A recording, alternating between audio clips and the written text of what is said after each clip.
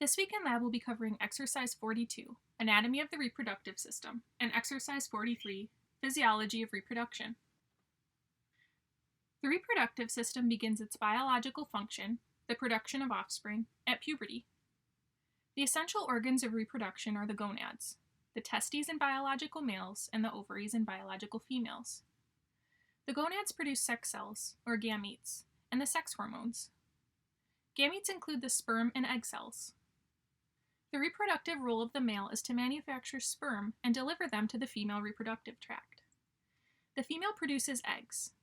If the timing is right, the combination of sperm and egg produces a fertilized egg, which is the first cell of a new individual. Once fertilization has occurred, the female uterus provides a nurturing, protective environment where the fetus develops until birth. The primary reproductive organs of the male are the testes, which produce sperm and the male sex hormones. The paired oval testes lie in the scrotum outside of the abdominal pelvic cavity. The temperature there is slightly lower than body temperature, a requirement for producing viable sperm. Accessory structures forming the duct system are the epididymis, the ductus deferens, the ejaculatory duct, and the urethra. The epididymis forms the first portion of the duct system and provides a site for immature sperm entering it from the testes to complete their maturation process. The ductus deferens, or vas deferens, passes through the inguinal canal into the pelvic cavity and over the urinary bladder. The ductus deferens is enclosed within a connective tissue sheath, called the spermatic cord, along with blood vessels and nerves. The terminus of the ductus deferens enlarges to form the ampulla, which empties into the ejaculatory duct. During ejaculation, contraction of the ejaculatory duct propels the sperm through the prostate to the prostatic urethra, which eventually empties into the spongy urethra before exiting the body. The testes are covered by a dense connective tissue capsule called the tunica albuginea. Extension of this sheath enters the testes, dividing into a number of lobes containing highly coiled seminiferous tubules. Seminiferous tubules form sperm. The seminiferous tubules empty the sperm into another set of tubules, the rete testis. Sperm traveling through the rete testis then enter the epididymis. Interstitial endocrine cells lie between the seminiferous tubules and produce the main hormonal product of the testes, testosterone. The accessory glands include the prostate, the seminal glands, and the bulbourethral glands. These glands produce seminal fluid, the liquid medium in which sperm leave the body. Semen consists of sperm and seminal fluid. Seminal fluid is overall alkaline, which buffers the sperm against the acidity of the vagina. The penis, part of the external genitalia, is the copulatory organ of the biological male. It consists of a body, or shaft, which terminates in an enlarged tip, the glans penis. Internally, the penis consists of 3 elongated cylinders of erectile tissue. The paired dorsal cylinders are the corpora cavernosa, while the single corpus spongiosum surrounds the spongy urethra. These erectile tissues engorge with blood to cause an erection. The ovaries are the primary reproductive organs of the female. Like the testes of the male, the ovaries produce gametes, in this case, eggs, or ova, and also sex hormones like estrogen and progesterone.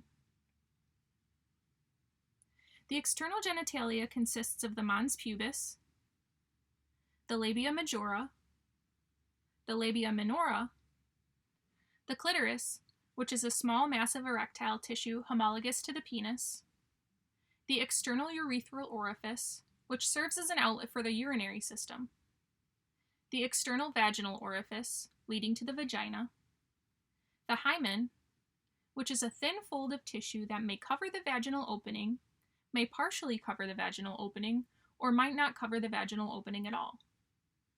Finally, there are the greater vestibular glands, which are small, mucus-secreting glands that provide lubrication. The internal female organs include the vagina, uterus, uterine tubes, and ovaries. The vagina extends for approximately 4 inches to the uterus.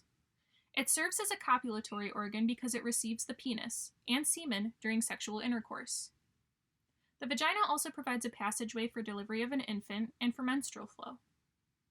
The pear-shaped uterus is a muscular organ with its narrow end, the cervix, directed inferiorly.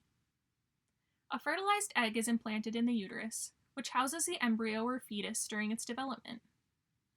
The uterine tubes, or fallopian tubes, are about 4 inches long and extend from the ovaries to the uterus. The distal ends of the tubes are funnel-shaped and have finger-like projections called fimbria. Surprisingly, there is no actual contact between the ovary and the fallopian tube, but we'll talk more about that shortly. The endometrium, the thick mucosal lining of the uterus, has a superficial functional layer that sloughs off periodically, about every 28 days, although this can vary between individuals. This process, called menstruation, happens in response to changes in the levels of ovarian hormones. The deeper basal layer of the endometrium forms a new functional layer after menstruation ends. Within the ovaries, the female gametes, or eggs, begin their development in sac-like structures called follicles. The growing follicles produce estrogens. When the egg has reached the appropriate stage of development, it's ejected from the ovary in an event called ovulation. The ovulated egg is called a secondary oocyte. Remember how we discussed that the ovary and fallopian tube don't connect? This means that after ovulation, the secondary oocyte enters the pelvic cavity. There, it relies on the waving fimbria to create currents that, if successful, draw the egg into the fallopian tube. The egg is propelled through the fallopian tube to the uterus via cilia lining the tubule walls. The journey to the uterus takes the egg approximately 3 to 4 days. With an egg viable for up to 24 hours after ovulation, sperm must travel from the uterus through the fallopian tube, against the downward current created by ciliary action, just to reach the egg. The mammary glands exist within the breasts in both sexes, but they normally have a reproduction-related function only in biological females.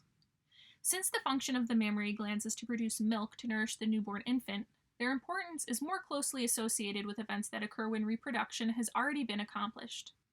Slightly below the center of each breast is a pigmented area, called the areola, which surrounds a centrally protruding nipple.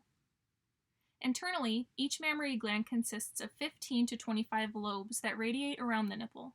Within each lobe are smaller chambers called lobules, containing glandular alveoli that produce milk during lactation. The alveoli of each lobule pass the milk into a number of lactiferous ducts, which join to form the lactiferous sinus, a storage chamber. The sinus is open to the outside at the nipple. Make sure to read through exercises 42 and 43, and watch any supplemental videos posted for exercise 43 on Canvas. Take your online Canvas quiz the day before your lab. And as always, email your lab professor with any questions or concerns.